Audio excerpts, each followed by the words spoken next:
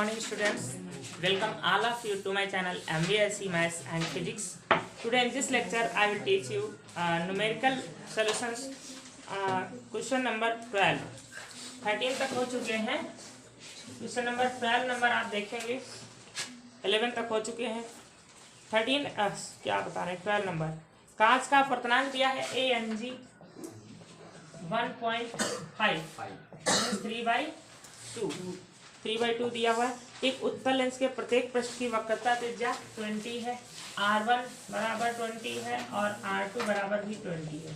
उत्तल लेंस में कौन निगेटिव होता है, R1 या R2 निगेटिव होता है, ये याद रखिए। हाँ, 1.75 अपवर्तनांक के द्रव में डुबोने पर इसकी फोकस दूरी क्या होगी। अगर इसको हम ऐसे द्रव में डुबो दें, अगर लिक्विड का जो अपवर्तनांक है 1.72 है, ऐसे मीन्स अगर लिक्विड का अपवर्तनांक दिया तो किसके सापेक्ष, एयर के सापेक्ष लिक्विड का अपवर्तनांक है, ठीक है। इसमें डुबो दिए जाए तो फोकस दूरी पर क्या प्रभाव पड़ेगा। तो पहले तो ये बताइए अपवर्तनांक किसका ज्यादा है, लिक्विड का कि लेंस का।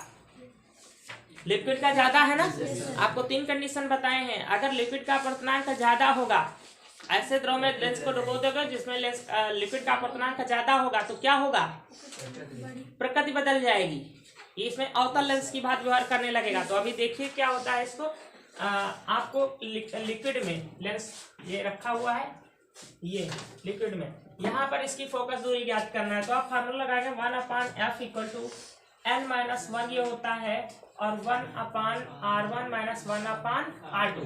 आप फार्मूले में अभी तक जब वायु में होता था तो लेते थे वायु के सापेक्ष कांच का अपवर्तन, यहाँ पर आप लेते थे ANG, ये लेते थे ना। अब आपको देखना है यहाँ पर लिक्विड से कांच में किरण जा रही है तो लिक्विड के सापेक्ष कांच का अपवर्तनांक आपको लेना पड़ेगा यहाँ पर। तो यहाँ पर आपको लिखना है क्या, लिक्विड के सापेक्ष कांच का अर्थात ग्लास का अपवर्तनांक। बात समझ में कि किरण जाएगी कहां से, लिक्विड से, अब तक प्रवेश करेगी कांच में, तो लिक्विड के सापेक्ष कांच का अपवर्तनांक रखना है बस। तो ये फार्मूला क्या होता है, अगर LNG लिखा है तो यहाँ पर होता है Mg/NL। ये फार्मूला कहीं पढ़ाया, अगर लिखा LNG तो G का निरपेक्ष अपवर्तनांक बटे लिक्विड का निरपेक्ष अपवर्तनांक, ये फार्मूला यहाँ पर समझ लीजिए। 1/r1 - 1/r2 बस मान रखने को रह गया है। 1/f = Mg का मान है 1.5 और इसका मान है 1.72 - 1, यहाँ पर हो जाएगा 1/20, ये भी प्लस हो जाएगा 1/20। 1/f = इसको सॉल्व करोगे 1.5 - 1.72 / 1.72, यहाँ पर कितना आ जाएगा 1/10 बचेगा सॉल्व करने पर ना। 1/f ऊपर घटाओगे तो कितना बच रहा, माइनस का बचेगा कितना 2.22 बचेगा ना। इसका मतलब होता है 1.50 है ना, तो इसमें से घटाओगे तो 22 बचेगा। अपान में बच रहा 1.72 10, ये डेसिमल हटा दोगे ऊपर नीचे 2 अंक बाद है तो f बराबर निकलेगा 10 × इतने मीन्स 1720, डेसिमल तो हट गया है, अपान 22। ये f आ जाएगा, इसको हम डिवाइड कर लेंगे, आंसर आ जाएगा, देख लीजिए। पहली बार ये क्वेश्चन अभी पढ़ रहे हैं, इस प्रकार का पहला क्वेश्चन है, बहुत सारे ऐसे क्वेश्चन अभी आने वाले हैं। 78 डेसिमल 18 समथिंग, 78 डेसिमल 18 समथिंग आएगी, इसमें 70 दी है पूरी, ठीक है। नहीं कुछ गड़बड़ हो गया फिर 78 और 70 का अंतर नहीं आएगा इतना। Now question number 13, very important question है। एक उभयोत्तल लेंस 1.5 अपवर्तनांक, उभयोत्तल मीन्स दोनों तरफ उसके उत्तल है, और लेंस का अपवर्तनांक का मतलब आपको ये दिया हुआ है 3/2 भी इसको लिख सकते हैं, 3/2 लिख सकते हैं। कांच से बना है, इसके दोनों पृष्ठों की वक्रता त्रिज्याएं 20 है। वक्रता त्रिज्या R1 भी 20 है, तो वैसा ही तो नहीं है बिल्कुल।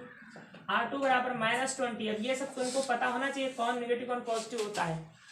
वक्रता त्रिज्या 20 है। लेंस की क्षमताओं का अनुपात ज्ञात करना है। लेंस की क्षमताओं, क्या कई क्षमताएं निकलेंगी, अच्छा। लेंस की क्षमताओं का अनुपात ज्ञात करना है जब इसे वायु में रखा जाता है और जब इसे 1.25 अपवर्तनांक के द्रव में डुबोया जाता है, तो दोनों में क्षमता क्या होगी। तो क्षमता P निकालने के लिए पहले हमको फोकस दूरी निकालनी पड़ेगी ना, तो पहले वायु में फोकस दूरी निकालिए। वायु में फोकस दूरी 1/f इक्वल टू क्या हो जाएगा, डायरेक्ट मान रख रहे हैं n-1। अब y में है तो y के सापेक्ष कांच का अपवर्तनांक लिया जाएगा और ये 1/20 प्लस हो जाएगा 1/20। 1/f इक्वल टू हो जाएगा 0.5 इंटू, इसको हल करोगे 1/10 आ जाएगा। f इक्वल टू कितनी 100 आ जाएगी, नहीं ये आ जाएगा 10/0.5, 10 मिनट आएंगे 0 बढ़ेगा 20 आ जाएगी 20 सेंटीमीटर। फोकस दूरी 20 सेंटीमीटर आ गई है यहाँ पर। तो क्षमता आप निकालेंगे तो कितनी हो जाएगी, P इक्वल टू 1/f होता है। ये सेंटीमीटर में अगर आती है तो क्या होता है 100 हो जाता है। तो P1 पहले की क्षमता हो जाएगी 100/20, अर्थात क्षमता कितनी हो गई 5 डायोप्टर। उत्तल लेंस है तो प्लस में, क्षमता जानते हो डायोप्टर में होती है। फिर जब लेंस को NL लिक्विड का अपवर्तनांक 1.25 शायद 1.25 अपवर्तनांक वाले द्रव में डुबोया जाता है।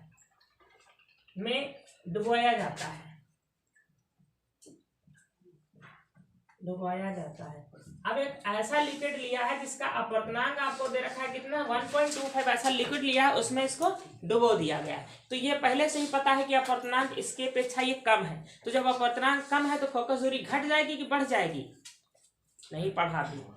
अभी जब अपवर्तनांक ज्यादा था लिक्विड का तो प्रकृति बदल गई थी, उत्तल के बजाय अवतल हो गया था। लास्ट में हमने यही तो लिखा है, अगर लिक्विड का अपवर्तनांक कम है इसकी अपेक्षा तो फोकस दूरी बढ़ जाएगी, अपने आप अभी बढ़ी हुई आएगी फोकस दूरी। तो 1/f इक्वल टू, अब फार्मूला क्या लगेगा, अब लेंस रखा है किसके अंदर, लिक्विड के अंदर, तो रे जाएगी लिक्विड से ग्लास में। तो लिक्विड के सापेक्ष ग्लास का अपवर्तनांक यहाँ लेना है ln(g)-1। यहाँ पर तो वही आएगा, आप भी रख दे रहे हैं डायरेक्ट वैल्यू है ना। 1/f, इसको f2 कर लो चाहे या f' ले लो, कुछ भी सिंबल बदल लो, f' इक्वल टू यहाँ पर क्या होगा mg/nl, ये फार्मूला यहाँ पर mg/nl -1, यहाँ हो जाएगा 1/10। 1/f' इक्वल टू mg का मान है 1.5, 50 भी लिख सकते हो, 1.25 -1 1/10। 1/f' इक्वल टू ये कितना निकलेगा 0.25, ऊपर बचेगा 1.25, 1/10, डेसिमल हट जाएगा। 1/f' इक्वल टू कितना आएगा, ये 25 से भाग करोगे 5 हो जाएगा, ये 50 आ रही है, हाँ 50 ही आएगी साथ ना, 50 आ जाएगी। ये इसको कैंसिल करोगे 5 आ जाएगा, ये आ जाएगा f equal to f' equal to 50 centimetre. Focus दूरी बढ़ गई ना, फोकस दूरी बढ़ जाती है तो फोकस दूरी बढ़ गई। अब अनुपात निकालना, इनकी क्षमताओं का अनुपात क्या होगा, तो इसकी जब क्षमता निकालोगे P2 बराबर तो 1/f' और f' का मतलब यहाँ पर सेंटीमीटर में जो हो तो 100/f' बराबर कितना आ जाएगा 2 डायोप्टर आ जाएगा। तो फोकस दूरियों का अनुपात, क्षमताओं का अनुपात क्या आ गया P1/P2 बराबर हो गया 5:2। ये करना था। क्वेश्चन नंबर 14 देखिए, उसमें जो लेंस है, लेंस के कांच का अपवर्तनांक दे रखा है Ng 1.5। इस लेंस की एयर में फोकस दूरी इतनी है और इसकी जो है लिक्विड में, जब लिक्विड में डुबोया जाता है तो फोकस दूरी इतनी है। तो आपको लिक्विड का अपवर्तनांक ज्ञात करना है। आप जानते हैं यहाँ पर R1 R2 कुछ नहीं दे रखा है, क्यों, क्योंकि जो लेंस वायु में था वही तो लेंस वाटर में लिक्विड में डुबोया गया है। तो हम मान ले वक्रता त्रिज्याएं वही रख देंगे, माना वक्रता त्रिज्याएं R1, R2 है, ठीक। तो हम पहले वायु के लिए फार्मूला लगा दे रहे हैं। वायु के लिए 1/f इन एयर, तो वायु में जब लेंस रखा है तो यहाँ क्या लेंगे Ang -1, 1/R1 -1/R2, ठीक। 1/f एयर में फोकस दूरी 40 सेंटीमीटर, हम सेंटीमीटर में ले रहे हैं। यहाँ पर यह है 1.5 -1, 1/R1 -1/R2, यहाँ पर 1/40 और यहाँ बच रहा 0.5, 1/R1 -1/R2। यहाँ से जब इसको यहाँ लाएंगे 0.5 से यहाँ पर मल्टीप्लाई कर देंगे तो 1/20 हो जाएगा। 1/R1 minus 1/R2। R1 R2 के मान ज्ञात नहीं है, इसलिए R1 R2 का मान ये निकल आया है। अब इसी को डायरेक्ट हम अगले में यूज कर लेंगे, इसलिए ये इंपॉर्टेंट है। तुम R1 R2 ढूंढने लगोगे कि ये कहां से हम लाए। अब देखिए लिक्विड में द्रव में डुबोने पर यहाँ पर फोकल लेंथ किसकी होगी? लिक्विड की। लिक्विड में जो फोकस लेंथ होगी किसकी? लेंस की। और यहाँ पर क्या होगा? LNG लिक्विड के सापेक्ष ग्लास का अपवर्तनांक, क्योंकि लिक्विड से उसमें रह जाएगी। और यहाँ पर आएगा 1/R1 minus 1/R2। 1/FL liquid में फोकस दूरी दी हुई है 120 इक्वल टू यहाँ पर LNG ही लिखा रहने दीजिए -1। और यहाँ पर क्या आया है? 1/20। ये मान उठा करके हम वहां पर रख देंगे, इसीलिए यहाँ पर दिया नहीं था। 1/20 0 से 0 कटा, 2 से ये कट के कितना होगा? 6। 1/6 इक्वल टू LNG -1। LNG बराबर ये इधर आकर प्लस हो जाएगा 1/6 प्लस 1। अब इसको क्या लिख सकते हो? NG/NL लिख सकते हैं ना। ये कितना बच रहा है? 7/6। NG आपको NL निकालना है, तो NL इक्वल टू हो जाएगा 6/7 NG। क्लास मल्टीप्लाई कर देंगे 6/7 NL। NL means refractive index of liquid. NG दिया हुआ है कितना? 1.5 या 3/2। 3/2। तो यहाँ पर 6/7 है, यहाँ पर आप लिख दीजिए 3/2। तो NL निकल आएगा 2 3 6, ये आ जाएगा 9/7।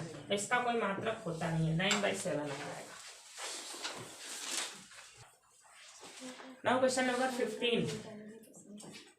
क्वेश्चन नंबर 15 है कांच जिसका अपवर्तनांक है 1. ये तो याद हो गया सबको, 1.5 ही होता है। कांच मतलब लेंस का अपवर्तनांक। उत्तल लेंस की वायु में फोकस दूरी 10 सेंटीमीटर है। Focal length in air 20 centimetre. Symbol अपने आप डिसाइड कर लेना है क्या हमें बनाना है। जब इसे 4.3 अपवर्तनांक वाले जल में डुबो दिया जाता है, इसको जल में डुबोया गया, अर्थात जल का अपवर्तनांक दिया हुआ है कितना? 4/3। केवल जल बोला है तो चाहे आप NW लिखो और चाहे इसको आप ANG भी लिख सकते, ANW भी लिख सकते। एयर के सापेक्ष, निर्वात के सापेक्ष जितना होता है उतना एयर के सापेक्ष होता है। जल में डुबाया जाता है तो इसकी फोकस दूरी कितनी हो जाएगी? अब देखो जल में फोकस दूरी निकालना है, फोकल लेंथ इन वाटर। फिर आपको R1 R2 नहीं दिया है तो आप समझ लीजिएगा कि R1 R2 पहले से निकाल आएगा। एयर के लिए लगा दीजिए पहले 1/F ANG minus 1/R1 minus 1/R2। R1 R2 मान लीजिएगा, माना दोनों फोकस दूरियां ये है। 1/F 20 है, यहाँ पर 1.5 माइनस 1 1/R1 अपॉन 1/R2। 1/10 बचेगा। कैलकुलेशन तो सब कर लेंगे ना। ये यहाँ पर 0.5 बचा था, उसका यहाँ मल्टीप्लाई कर दिया 1/10 आ जाएगा। यहाँ की कैलकुलेशन ऐसे करोगे, इसको सब्ट्रैक्ट करोगे 0.5 यहाँ से इसके अपान में आकर मल्टीप्लाई होगा और आधा हो जाएगा, 20 से 10 हो जाएगा। ये मान निकल आया। अब कहा है वाटर में, फिर फोकल लेंथ क्या हो जाएगी? वाटर में F 1/FW। तो यहाँ पर आप क्या लगाओगे? वाटर के सापेक्ष ग्लास का अपवर्तनांक। वाटर में अभी तक था, लिक्विड में, किसी लिक्विड में अब वाटर बोला है तो वाटर ही लिख दे हैं -1। यहाँ पर 1/R1 minus 1/R2। F in water equal to, यहाँ पर क्या हो जाएगा? NG/NW। यहाँ पर A लिख सकते हो, नो डाउट, क्योंकि निर्वात और उसका सेम होता है लगभग। यहाँ पर 1/10 हो गया। 1/FW equal to NG 1.5। हम इसको 3/2 लिख लेंगे, कैलकुलेशन कठिन हो जाएगी। नहीं, 3/2 रख रहे हैं, -1 अपॉन इसका कितना है? 4/3। देखो इसका 4/3 है और इसका जो है 4/8 है, तो इसलिए हमने फ्रैक्शन में ही रख दिया इसको। 1/10 FW। ये यहाँ पर कितना हो जाएगा? 9/8 -1 1/10। 1/FW बराबर 1/8 इंटू 1/10। FW यहाँ पर व्युत्क्रम कर लिया तो यहाँ भी व्युत्क्रम 80 सेंटीमीटर। फोकस दूरी तो बढ़नी ही थी क्योंकि ऐसे द्रव में डुबोया जिसका अपवर्तनांक इससे कम था लिक्विड से।